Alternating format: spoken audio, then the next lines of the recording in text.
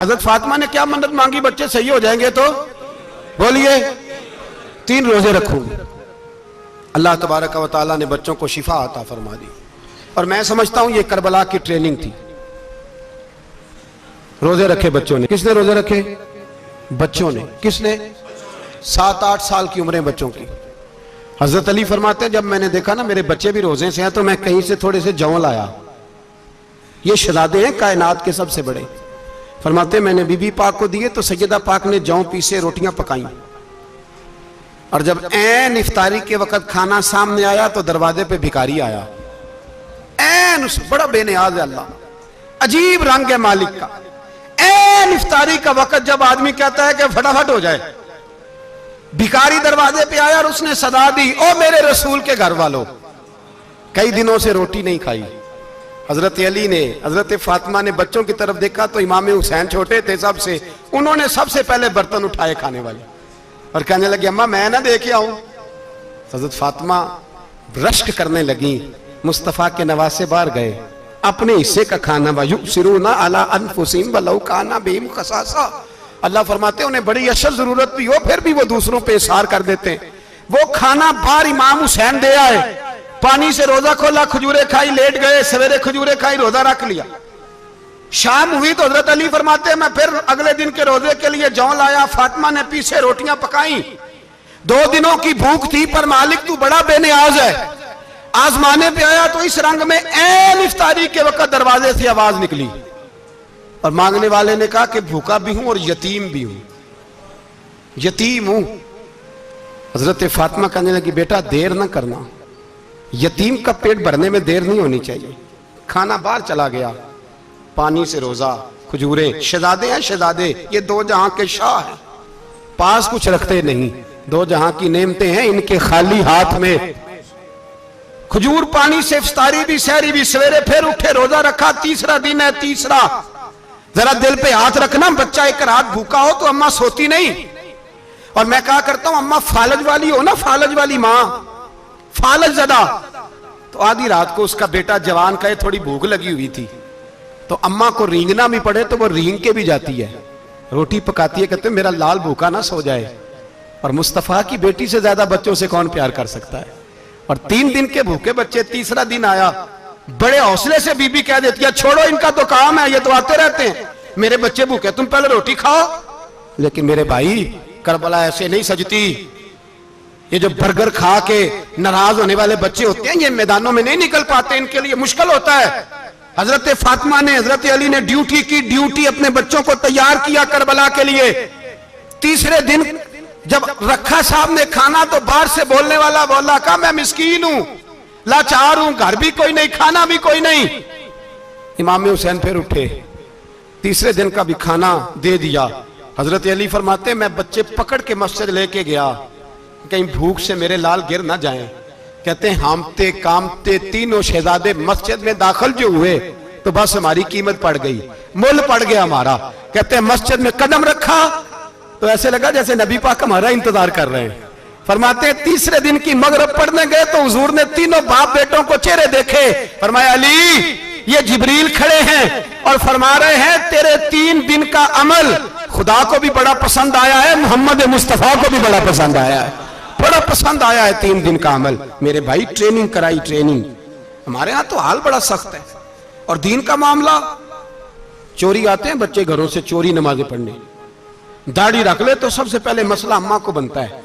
सबसे पहला उन्होंने ट्रेनिंग की, दीन के लिए तैयार किया, हिम्मतें बढ़ाई। और रसूल पाक अलैहिस्सलाम ने खुद अपनी बेटी की तरबियत फरमाई, शहजादी की। किसकी? दुनिया में सबसे बड़ी शहजादी कौन है? आप नाम लेंगे तो दिल ठंडा होगा इंशाल्लाह। मेरा अकीदा है हजरत फातिमा का नाम ले तो अल्लाह दिल को सुकून देता है। सबसे बड़ी शहजादी सैयदा, बोलिए सैयदा फातिमा ज़हरा रज़ियल्लाहु ताला अन्हा। हजरत अली फरमाते हुजूर बड़ा प्यार करते थे हजरत फातिमा से। जब सफर पे जाते तो सबसे आखिर में हजरत फातिमा से मिलते, वापस आते तो सबसे पहले हजरत फातिमा से मिलते। फरमाते एक जिहाद के लिए हुजूर चले गए और मुझे नायब बना के छोड़ गए। मेरे पास माले गनीमत के थोड़े से पैसे थे, थोड़ी सी रकम थी, तो मैंने सोचा कि मैंने फातिमा को कभी तोहफा नहीं दिया तो एक जंजीर ना सोने की खरीद के दूं। कहते एक चेन सोने की जंजीर खरीद के मैंने हजरत फातिमा को तोहफा दी तो सैयदा ने पहन ली। कुछ दिनों के बाद खबर आई कि हुजूर कल पहुंच रहे हैं वापस। कहते मैंने फातिमा को बताया तो मुझे पता था फातिमा क्या करेगी। सैयदा ने सारा घर साफ किया, सारी तैयारियां की, खाने चुने, जो उस वक्त माहौल था हर लिहाज से हुजूर की आमद का इंतजार किया। और सवेरे से ही हजरत फातिमा बैठ गई। सवेरे से हुजूर कई दिनों के बाद आ रहे, कमाल हो गई। फरमाते हैं जब महबूब तशरीफ लाए ना, पहला कदम नबी पाक ने हजरत फातिमा के घर के अंदर रखा, अस्सलाम वालेकुम कहा, और शेर खुदा फरमाते जनाबे फातिमा को देखा और नबी पाक वापस पलट गए। कहते मैं नहीं था घर में, मैं वापस आया, बीबी साहबा ने बताया और मैंने देखा कि फातिमा इस तरह रोती है कि मैंने ऐसा रोते कभी देखा ही नहीं। फातिमा हुआ क्या का पता करो।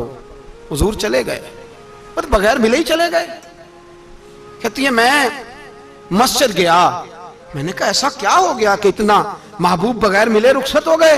मैं मस्जिद गया और जाकर के मैंने देखा तो नबी पाक की मस्जिद के कोने में बैठे।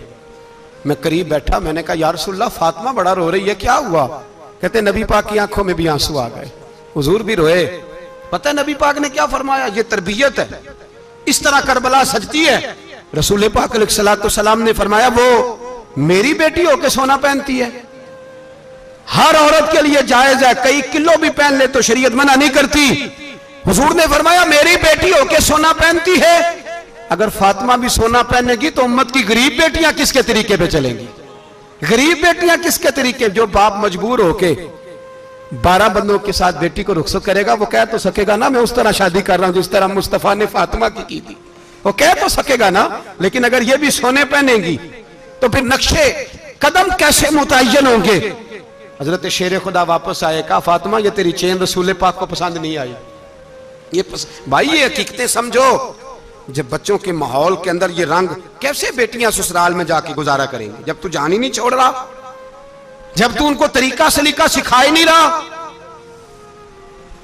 इल्ला माशाल्लाह कसरत के साथ मां बाप की गलत ब्रीफिंग होती है, जो हंसता बसता घर खराब होता है और बच्चे के मां बाप भी तकलीफ में होते हैं, इसलिए कि बच्चा तकलीफ में होता है।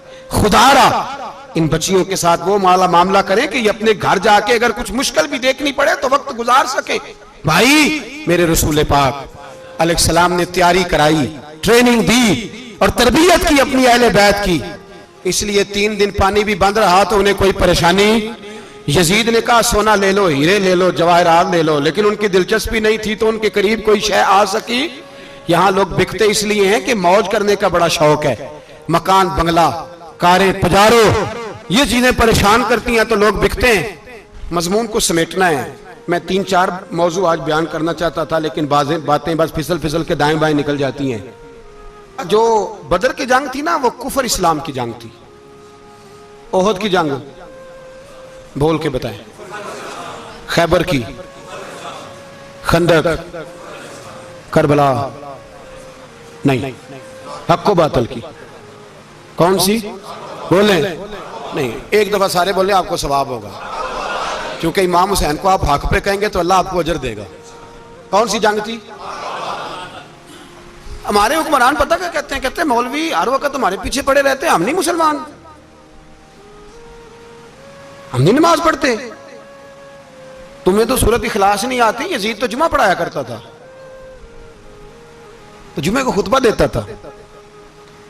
और अजीब लफ्ज लिखे हैं बाज तारीख लिखने वालों ने कि जुमे का दिन था तो इमाम हुसैन, 10 मुहर्रम ना जुमे वाले दिन थी, तो इमाम हुसैन करबला में बाहर निकले तो आपने फरमाया इत्माम उज्जत कर दूं, कोई ये ना समझे कि मुझे तो पता ही नहीं चला, गलती से तीर लग गया इमाम हुसैन को। आपने फरमाया मुझे बताओ तो सही मुझे क्यों शहीद कर रहे हो। कोई ना बता सका तो इमाम हुसैन ने फरमाया मुझे क्या जरूरत थी मदीना छोड़ के मस्जिद नबी छोड़ के आता, मैं तो इसलिए आया हूं कि जिसको तुमने हुक्मरान बनाया वो शराबी है। कौन है? वो रंडियों का नाच देखता है, मुजरे देखता है, मुजरे। वो अल्लाह के हलाल को हराम और हराम को हलाल कहता है, लिहाजा मुसलमानों का हुक्मरान बनने के काबिल है ये इमाम। और ये मैं आपको एक नहीं, मैं 20 तारीखों में दिखाऊंगा कि यही खुतबा इमाम हुसैन का कि तुमने अल्लाह के हलाल को हराम, हराम को हलाल कहा, शराब, जिना, जुआ, बदकारी आम कर दी, लिहाजा यजीद मुसलमानों का हुक्मरान बनने का अहल